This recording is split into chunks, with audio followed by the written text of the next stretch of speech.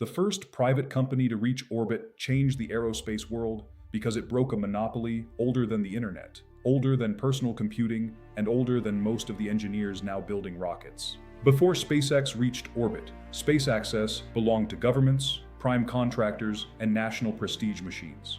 Rockets were treated like cathedrals with guidance computers. They were sacred, expensive, slow, and surrounded by committees. Then a privately built rocket crossed the Kármán line, accelerated sideways at orbital velocity, and proved that a new actor could enter the hardest industrial arena on Earth. That moment did more than place hardware in space. It changed who was allowed to build the future. SpaceX reached orbit on September 28, 2008, when Falcon 1 Flight 4 became the first privately developed liquid-fueled rocket to reach Earth orbit. That sentence sounds clean. The reality was uglier, tighter, and more consequential. The company had already failed 3 times. Flight 1 failed after launch due to a fuel leak and engine fire. Flight 2 reached space, but failed before orbit. Flight 3 carried important payloads, including a small NASA spacecraft, and failed after stage separation. The third failure nearly killed the company.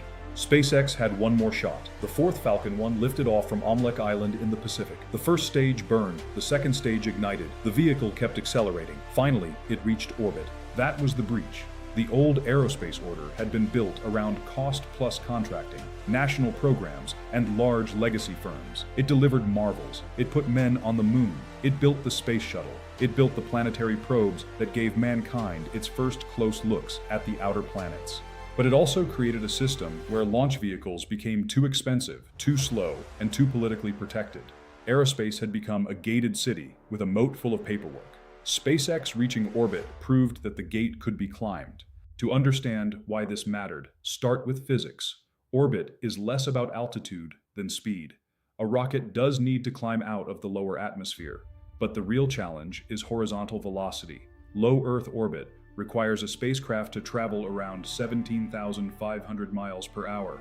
At that speed, the vehicle falls around Earth instead of falling back into it. That means a rocket must fight gravity, atmospheric drag, structural stress, combustion instability, guidance error, and mass limits at the same time. Every pound matters. Fuel needs tanks. Tanks need structure. Structure needs engines. Engines need more fuel. The rocket equation is a cruel little accountant wearing a lab coat. It counts everything. This is why reaching orbit has always been a national achievement. It requires metallurgy, software, propulsion, test facilities, supply chains, launch ranges, telemetry, manufacturing discipline, and deep capital. A garage inventor can build a car. He cannot casually build an orbital launch system. SpaceX reaching orbit mattered because it proved private industry could handle the full stack. Design, manufacturing, testing, launch operations, flight software, propulsion, and mission control. That changed the aerospace map. The first intelligence vector is cost. Before SpaceX, launch prices were treated like bad weather. Everyone complained. Few believed the weather could be changed. The legacy model had incentives that rewarded complexity. A traditional contractor could survive for decades by managing large programs, feeding congressional districts, and moving slowly through procurement channels. When cost rose, the answer was often more funding, more oversight, and more paperwork. That sounds serious. Sometimes it is. Sometimes it is a choir robe thrown over a cash register. SpaceX entered with a different structure. It built hardware in-house. It tested aggressively. It accepted failure as part of development. It pursued vertical control over major components. Most important, it treated launch as a product that could improve across versions. Falcon 1 was small, but its meaning was large. It showed that rockets could be developed under commercial pressure. That created the path to Falcon 9. Falcon 9 then created the path to lower launch costs, faster launch cadence, commercial crew transport, Starlink deployment, and reusable boosters, landing with the calm insolence of a parking valet at the edge of the sea. The second intelligence vector is reusability. Falcon 1 did not land itself. It did not recover its first stage in the way later SpaceX vehicles would. Its importance was foundational. It gave SpaceX orbital credibility. Once the company reached orbit, it could win contracts, raise money, recruit talent, and scale its engineering base. Reusability required that foundation. Before SpaceX, most rockets were expendable. A launch vehicle would fly once, burn through its stages, and become debris or ocean scrap. This made every launch resemble buying an airliner, flying it across the country, and throwing it into the Atlantic. The absurdity was obvious. The fix was brutal. Reusable rockets require engines that can relight, structures that survive ascent and re-entry, guidance systems that control descent, landing legs that absorb impact, and software that handles fast-changing aerodynamics. They also require a company willing to look ridiculous in public. Early booster landing attempts failed in spectacular fashion. They tipped over, exploded, missed drone ships, broke apart. Each failure gave engineers data. SpaceX could do this because reaching orbit turned the company from a strange bet into a real aerospace power. Falcon 1 was the proof of life. Falcon 9 was the campaign. Reusability was the conquest. The third intelligence vector is NASA.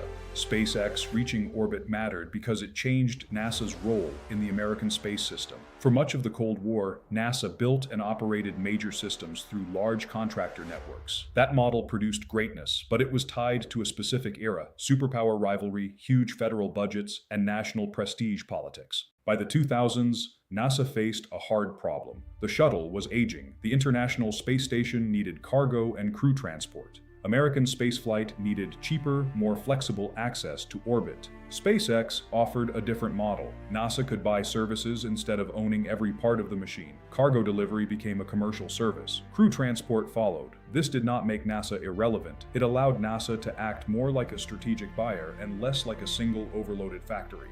That shift mattered. NASA's commercial orbital transportation services and commercial resupply services programs gave SpaceX the bridge from private ambition to national infrastructure. After Falcon 1 reached orbit, the case for trusting the company became far stronger. Aerospace history turned on that credibility.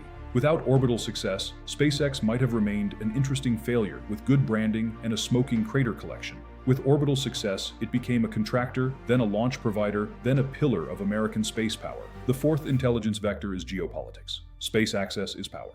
Satellites guide weapons, route financial transactions, track weather, monitor crops, provide communications, support intelligence collection, and anchor military command networks. Orbit is a supply chain above the clouds.